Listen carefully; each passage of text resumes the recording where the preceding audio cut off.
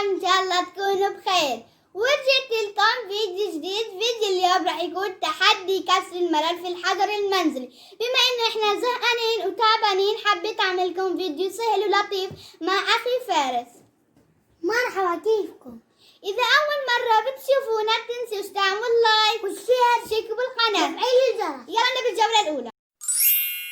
وهلا حبايبي راح نبدأ بأول جولة من أفكار كسر الملل. شفاطة وفشار وكوباية. راح نحط الفشارة هنا باستخدام الشفاطة وعنا مؤقت بس إلنا 15 دقيقة. ويلا نبدأ يا فارس. يلا نحط بدأ طلعها يبان. يلا يا فارس.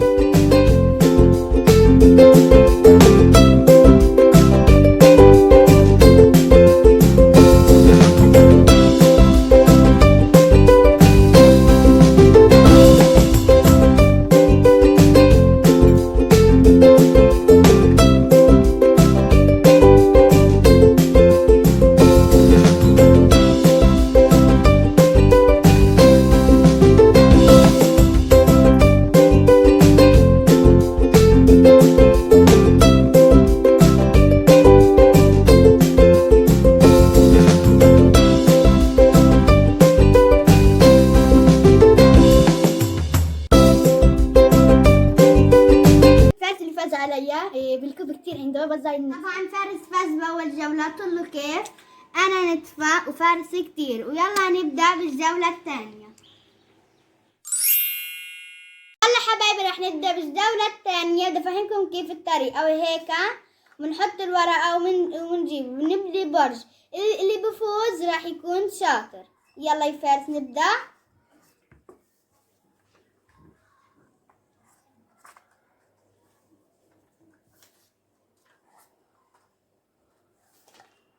يا رب يوقع منك عشان انا افوز.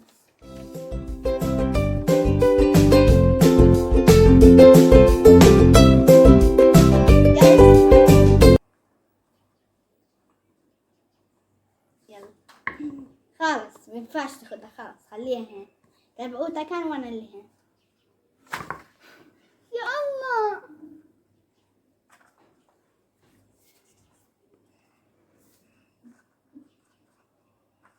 اعمل خلص.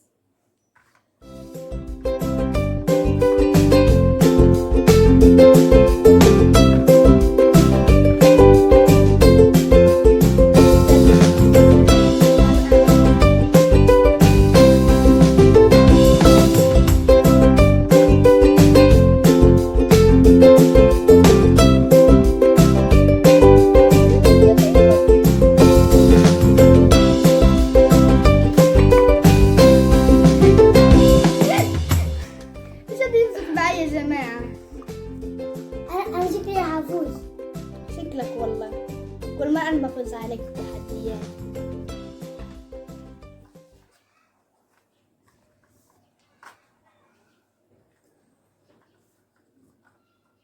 ياس لقيت أجيب إيدك بتخرب منك. يلا اعمل عشان نعمل مع بعض. يا رب يا رب يقعد. يلا يا رب يا رب. هتيجي يا جماعة هنا إذا فزت. وقعت أول واحدة. نشوف الثانية. هي ورقة هذول هنا.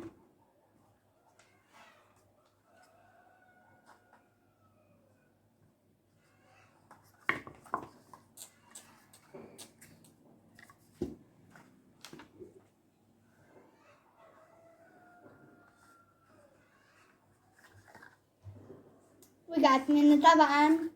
فارس اللي لا فاز ما فازش ولا واحد فاز بالجولة الثانية. هلا حبايبي راح نبدأ بالجولة الثالثة. راح نحط الفشار بالمعلقة وهان. استنى شوي افهمهم. طبعا شكلنا بضحك. يلا يا فارس.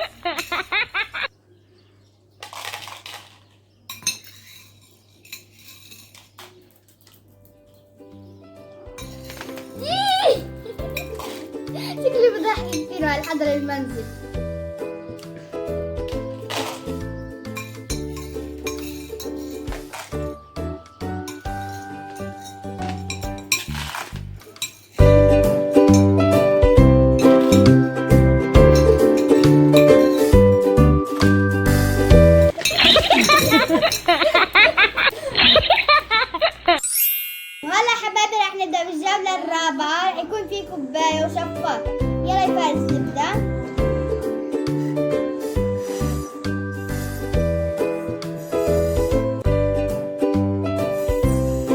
تعال ضلك يعملها ضلك محلك.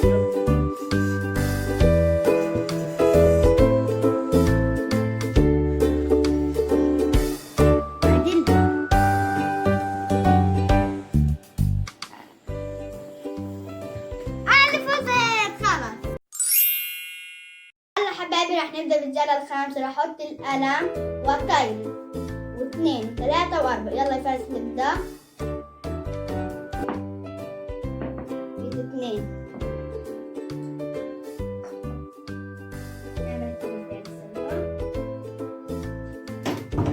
لا عيد كمان مرة. ايه نحط ثلاثة.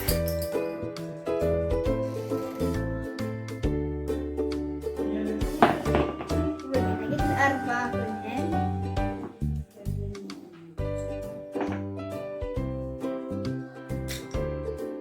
فوزت. أنا اللي فزت الفارس الخسران. هلا حبايبي راح أبدأ بالجولة السادسة. راح أحط الباكيت الشاي وهيك أعمل. أحط ألوان. يلا يا فارس نعمل. لا مزبطش كمان مرة يفزنا وياه. من 3 محاولات آخر مرة.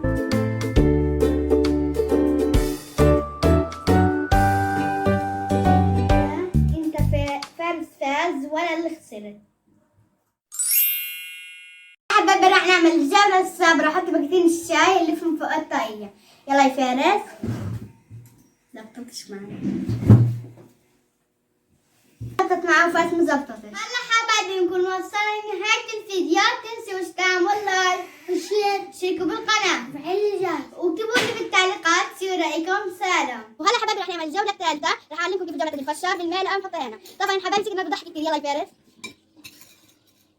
لا تمسكش. انا قلت لك انا مش شايفه.